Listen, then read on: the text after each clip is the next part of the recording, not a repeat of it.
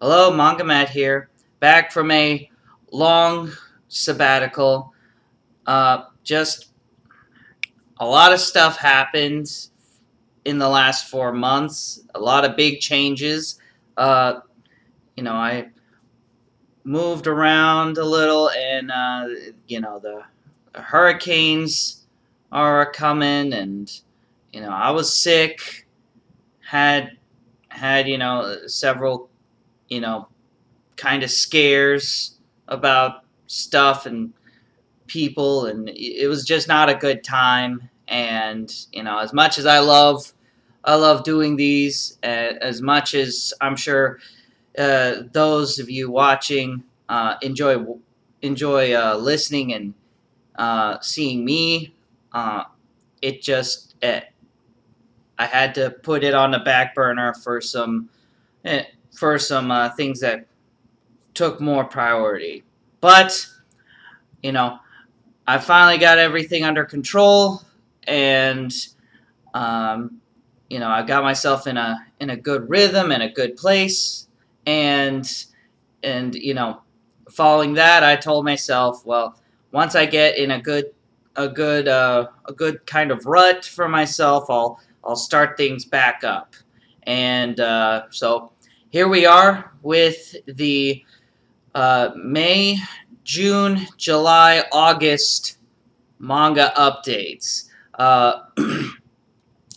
There'll be a little bit of a backlog, actually, as I've gotten more than a few mangas in that time, most of which I remember and can make some kind of comment on, but some of it I actually don't remember a lot. And also there's a lot of manga that I got that with the intention of reading, and then all of those other things happening got in the way, and I had to put those aside. But we're gonna work with what we got.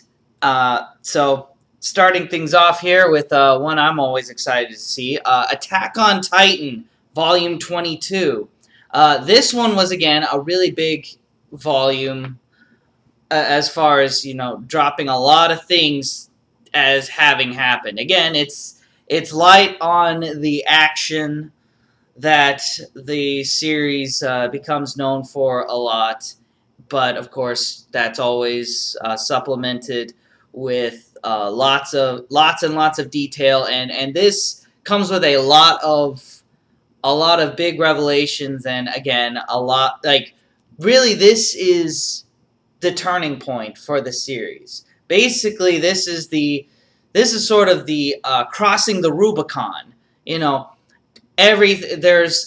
now the events from volumes 1 to 22, and this is going to be volumes 23 to the next major arc of the series. This is that kind of event in here, and actually this, if you're a regular reader or not a regular reader, this is one of those covers that is kind of a spoiler, but kind of not really.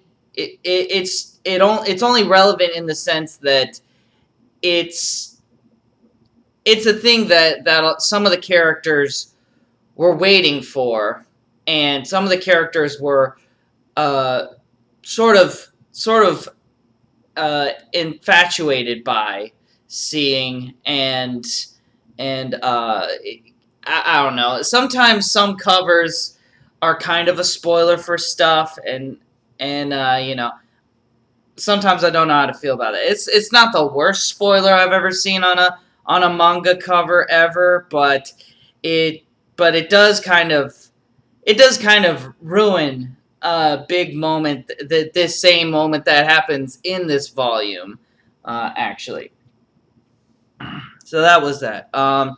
Then next up here we have, again, Inuyashiki, Volume 7, with just more of Shishigami just completely going nuts around Tokyo, and just the entire city, possibly the entire world, is in grips of terror with this one man with a seemingly uncontrollable, unfiltered power that he can just exploit to his whims. And again, Inuyashiki is the only man who can possibly stop him in his rampage. And again, it's been confirmed basically. You know what Oku and others speculate that it's ended at 10 volumes, which honestly it feels like that's where it should go about. And I only hope that they both have their ultimate showdown of ultimate destiny within the next volume or two, so that there's a good, because Oku really shines with his big dramatic fight scenes. He's not always the best. He's pretty much not really the best at writing. He can draw some cool stuff and he can do some cool action, and that's about it. So that's what you're signing up for, and that's what you're hoping for with this. Definitely, if you were disappointed with Gantz, I'd say that Inuyashiki is a much better series for that, at least for me. Next up, Bleach Volume 70. So yeah, 2 more volumes to go with this. Again, there was a little bit of the backstory with the 2 guys that both joined up with Yuha with the intent to kill him, but then they decided to sort of be on his side and serve him. And then also there was one big fight with what's his name, the member of the Quartz Guard that does all the weird science experimenting stuff here. This guy, the scientist guy, which again, he's one of those minor characters I always liked because he was so unhinged, and this was a cool fight for him. I just kind of wish that, again, the series didn't end in 2 more volumes, that he could have got more cool fights with the Court Guard companies, but it is what it is there, I guess. Then next up we have Queen Emeraldas Volume 2, which I believe is the last volume of these Queen Emeraldas stories, which again, all these are mostly self-contained, and it just harkens back to this kind of really fun, adventurous kind of sci-fi that you just don't get a lot of anymore. If you liked Guardians of the Galaxy, not in the humor aspect, but in the very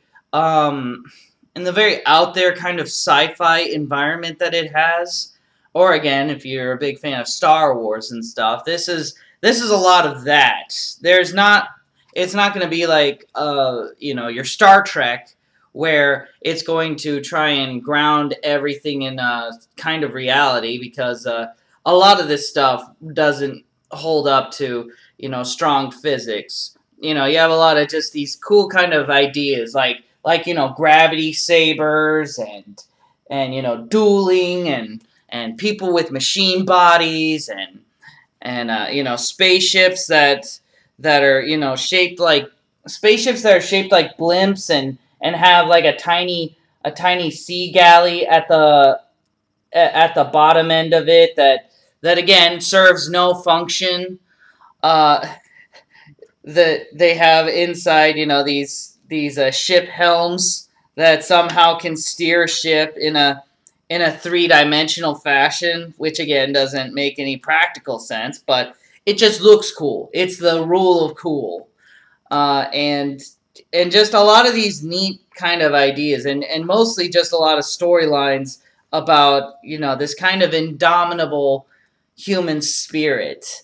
And how Emeraldas, she's just sort of fascinated and drawn to these kind of figures, which again is very ahead of its time for how Matsumoto was in the 70s writing stories focusing around very strong, independent female characters. And in fact, really, most of his female characters were very strong and independent. Even the more, I guess, quote unquote girly ones, never felt like, at least to me, they never felt like they were just, a damsel in distress, or that they were just a sexy lamp that was being passed around by the guys, or as something to be, sought after or something. They had agency, they had reasons for why they were doing things independent of the plot or something. They were never like some kind of princess or something.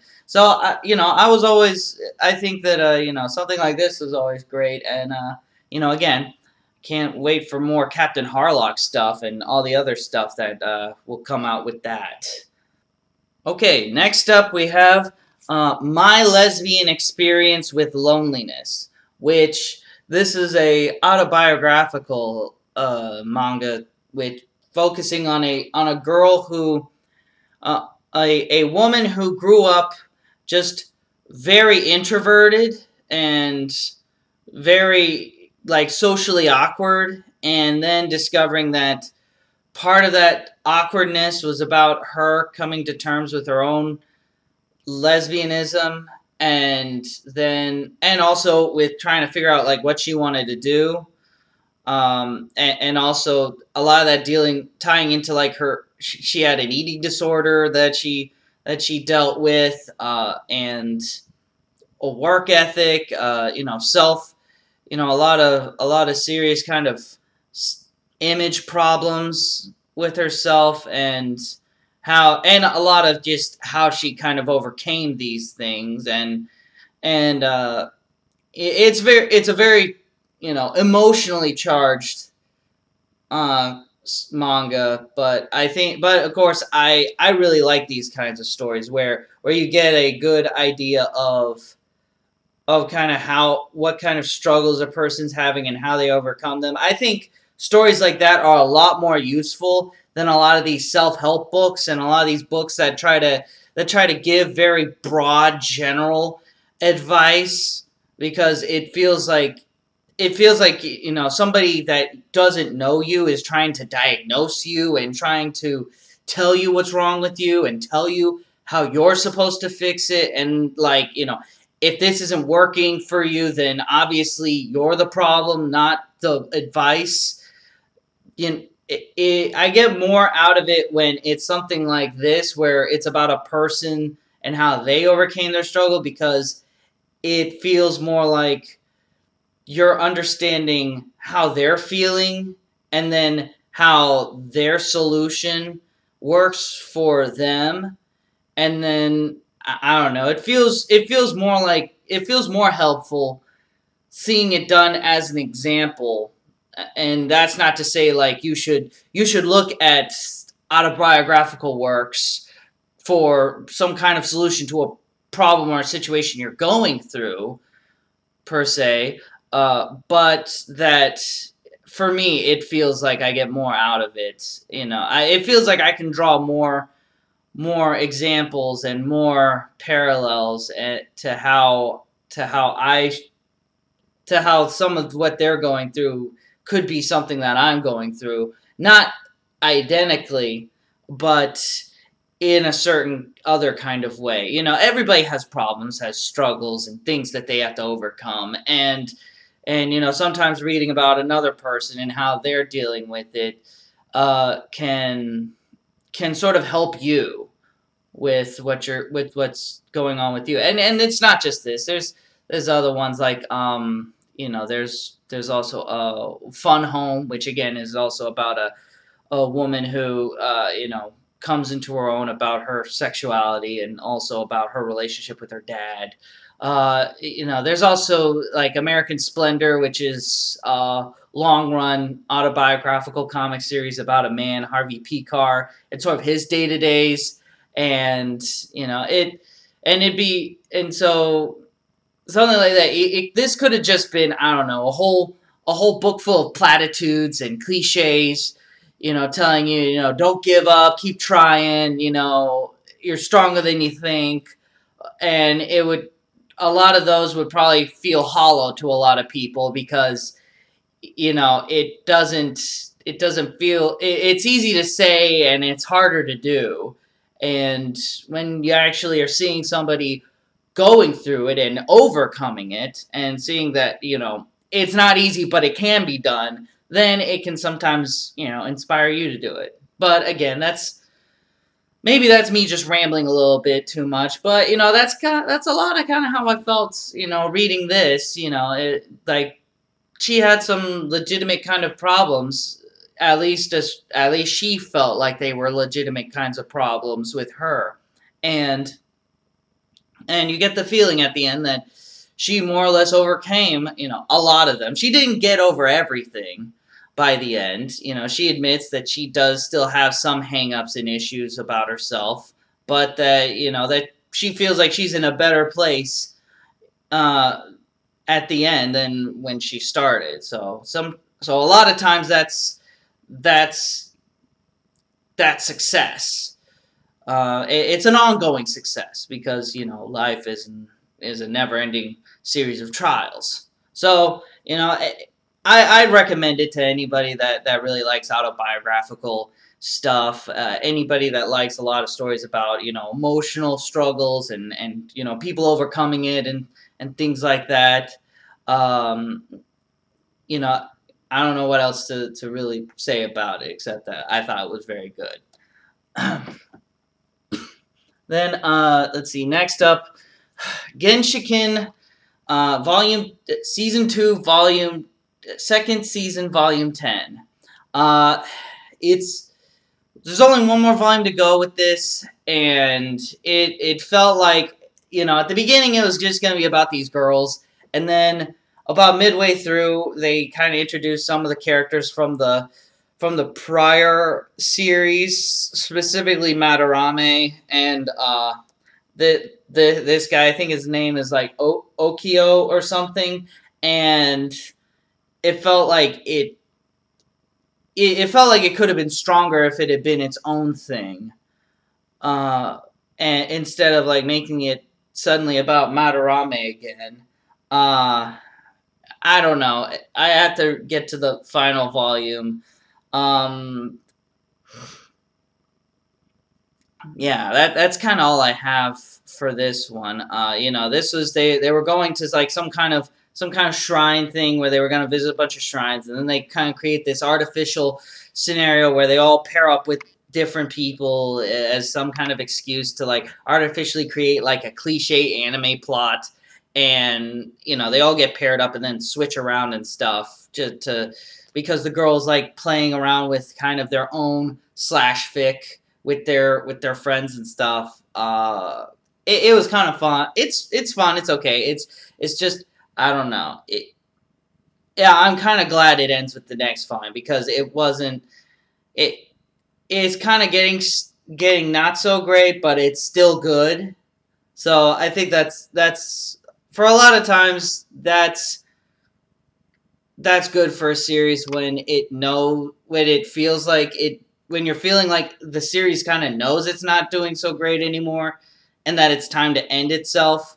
You know, obviously we all wish that series and works would end on a high note and just you know, ascend, and then end at the apex. But, you know, I guess sometimes it's hard to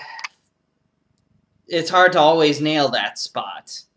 But, you know, that's kind of all I got for it.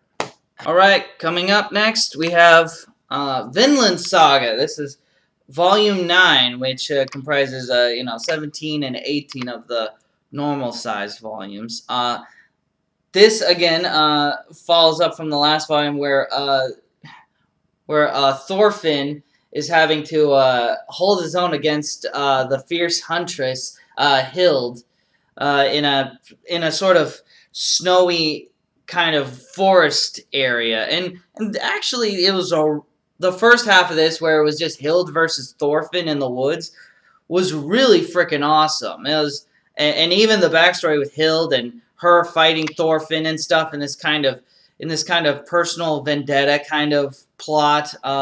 It felt a lot kind of like, you know, some Jack London kind of stuff, like some Call of the Wild kind of stuff. Makes me wish that like Jack London would have written like World's most deadliest game or something. Like it'd have been cool if Jack London had written like more stuff about like man versus nature. Like I don't know, just a story about a guy fighting a bear. Like I'm pretty sure Jack London could have done a really awesome story about something like that.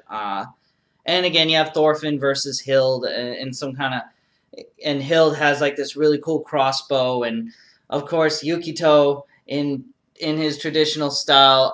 I mean Yukimura in his traditional style. He puts a lot of thought and effort into the mechanics and the works of making a crossbow, specifically a crossbow that a woman could operate with, you know, reduced arm strength as opposed to a man in most circumstances, and it's really fun. It's really cool, and then the falling out of that with Thorfinn and the gang then having to sort of still try and go on this continuing path to eventually try and get to the Vinland, and all of the things that are falling out in lieu of that, with a lot of these old villains and old characters that are coming back again, trying to you know, wrangle Thorfinn and the gang into more conflicts and stuff.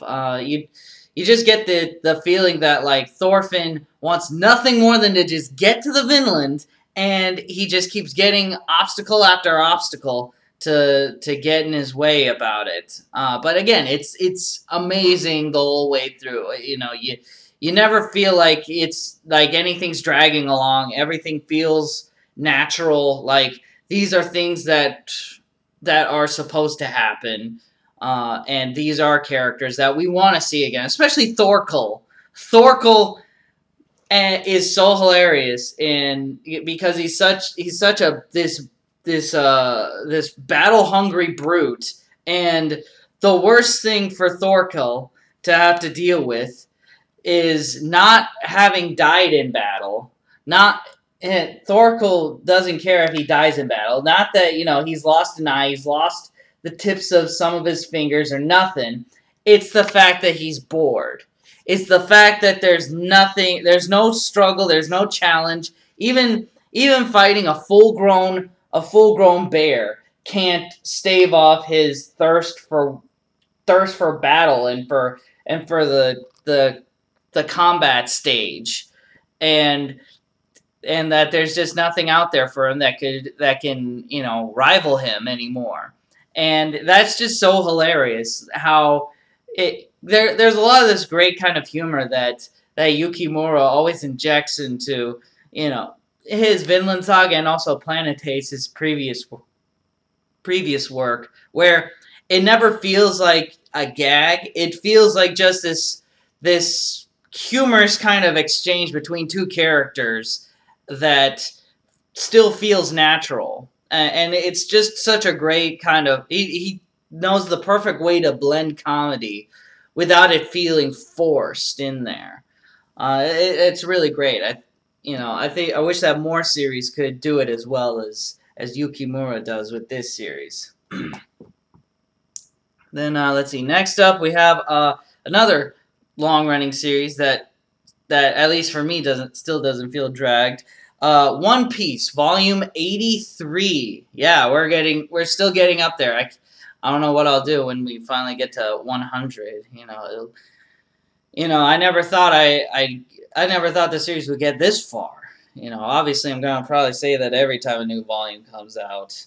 But again, this is still a fantastic arc that they're in the middle of, with Luffy and the gang, on the path to try and rescue Sanji from what's her name, Charlotte Linlin, Empress of the Sea, who apparently has this weird kind of soul-sucking power that allows her to absorb the souls out of people, and then if she just takes even a small amount of their soul, that they become subservient to her for the rest of their lives. And they're also on this island made entirely of candy, and there's all kinds of weird creatures there that are partially people, partially animals, because she can put the souls that she collects into animals and stuff.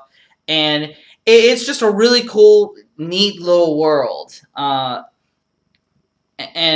also the idea that she wants to basically have her children marry every major pirate, every major person of influence or family of influence in the world, so that everybody is united in this sort of legally binding marriage to each other is actually a cool, neat idea that she wants to basically create world peace and world dominance by everybody being married to each other, so that way, there's no more conflict. There's no more feuding because everybody's connected. It's kind of a neat idea that you kind of see it a little bit where works of fiction and even some cases in real life where people will marry into other families as sort of a bid for power, or as sort of a alliance or a treaty thing, but you never see it on the scale of basically trying to go global with it. Like Charlotte has at least, I think, 50 kids. 50 kids and strews of nephews and grandsons and granddaughters and just everybody that could even be remotely related to her. She basically pairs off and gets them married to some other group to add to her collective. And it's cool. I like it. It's a different kind of villain for the Straw Hat Gang, I think, because she's not as directly, bad guy evil as I'd say maybe Doflamingo was in the previous arc. But I don't know. Maybe that could change. Maybe there's something I don't know about her yet. That's wait and see. As far as I can tell, I'm really loving the arc so far, and One Piece still delivers it for me as far as entertainment and enjoyment wise. Let's see. Next up, we get Air Gear Volume 36, which I think there's still 2 more volumes left of this, or 1 more volume, but again, just more fighting, more of the same kind of end of the world stuff with air treks fighting. Actually, I forgot. This is actually what starts the final major conflict between Ikki and Sora, where they basically start unleashing their wind regalias against each other, and actually they're just fighting all the way up this entire space satellite. So it is actually pretty neat. It finally getting to the final showdown, the ultimate showdown of ultimate destiny between these two guys. And again, Oh Great just does, he does really good art, and I love seeing how he just does these over the top kind of fights with each other. And I guess that's kind of what you're showing up for with something like this. So not much to say in terms of that, I guess. Okay, next up we have Assassination Classroom Volumes 16 and 17, which 16 pretty much comprises the entire backstory of Kuro-sensei and who he was before he became Kuro-sensei as basically sort of an assassin, and then all the things that led to his creation. And then 17 is pretty much just the kids all having this big kind of fight between each other over whether or not they want to try and save Kuro-sensei or kill him. And actually, this is a really great. This was a really great origin story, and this was a really great sort of verses between the main characters to sort of show off, how far they've come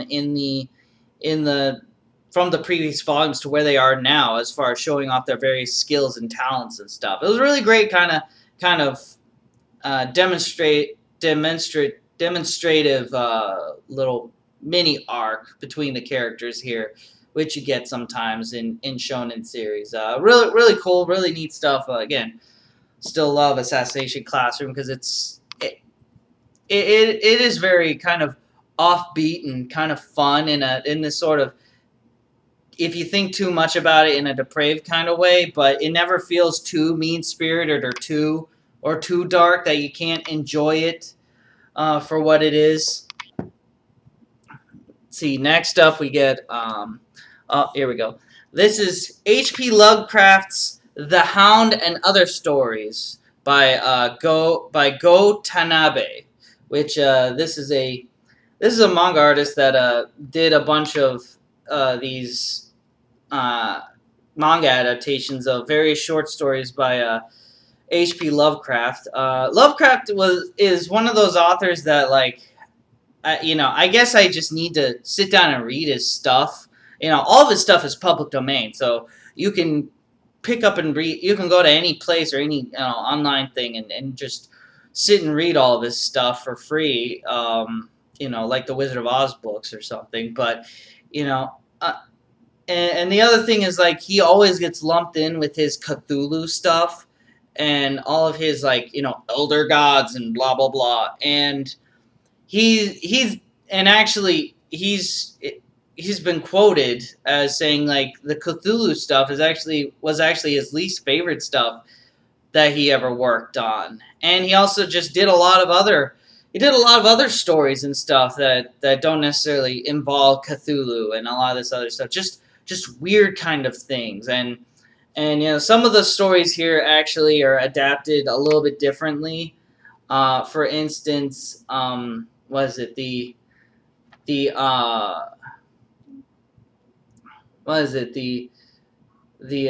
26 for the first the temple story was actually supposed to be written.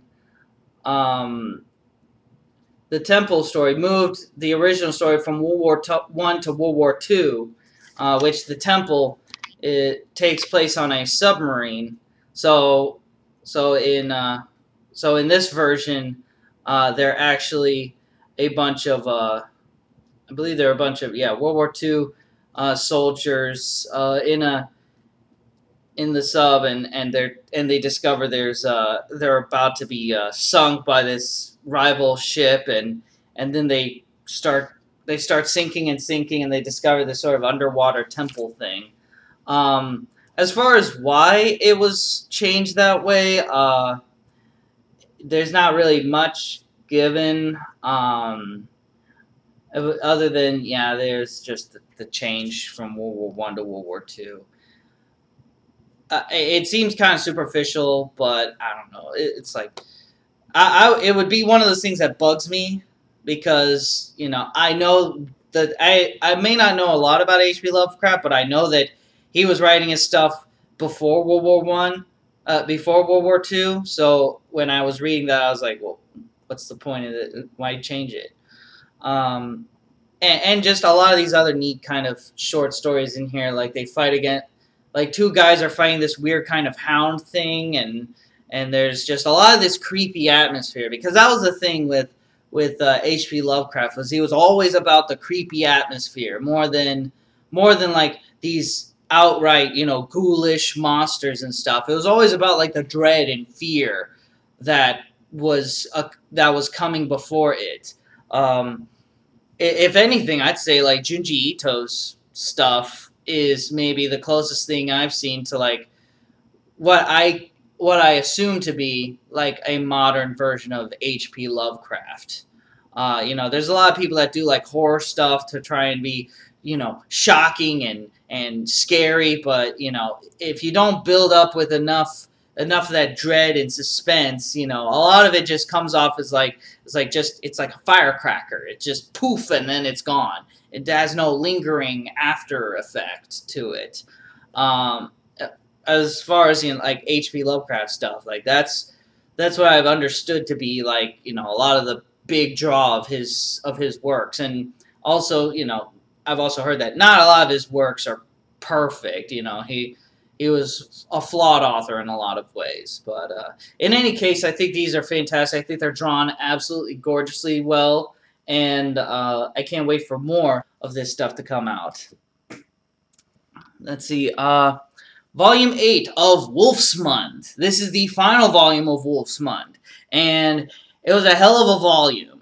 I actually didn't see it coming when it got to the end of the volume, as far as like just the thing about this series is just how bleak it is, because the villains have every possible advantage in these fights, and the peasants and a lot of these invading forces that are trying to like rebel against the ruling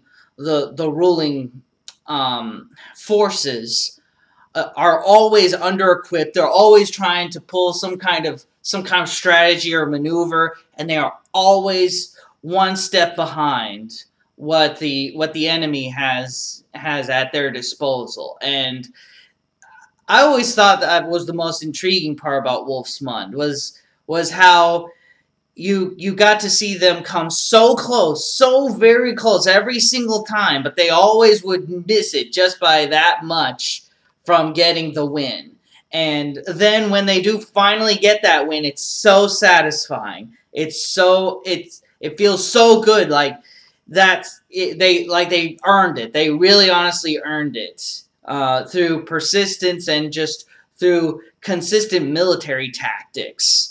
And it never feels like it's just pulled out of nowhere or something. It always feels like it was put up methodically through endless trial and error. And just through sheer determination a lot of cases. Some of these characters go through horrible, awful things just for these small gains that they wind up getting that eventually add up much later in the series. For what it's worth, I'd say definitely pick it up. You know, I honestly wish that it had gotten an anime adaptation. I think the art style is fine.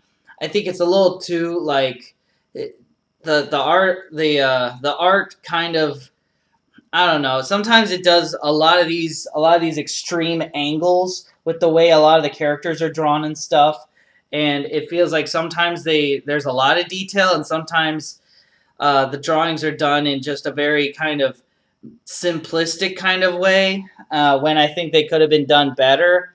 And I think that if it would get a proper anime adaptation, like this could be an easy 26 episode anime series with no problem, no filler, no fluff, no nothing. You just you know, thing writes itself, done. You know, and I think it would be great. We'll see. Maybe, who knows. Regardless, I think it's really great. If you're a big fan of like those medieval time, you know, more realistic-y kind of battles and conflicts and stuff.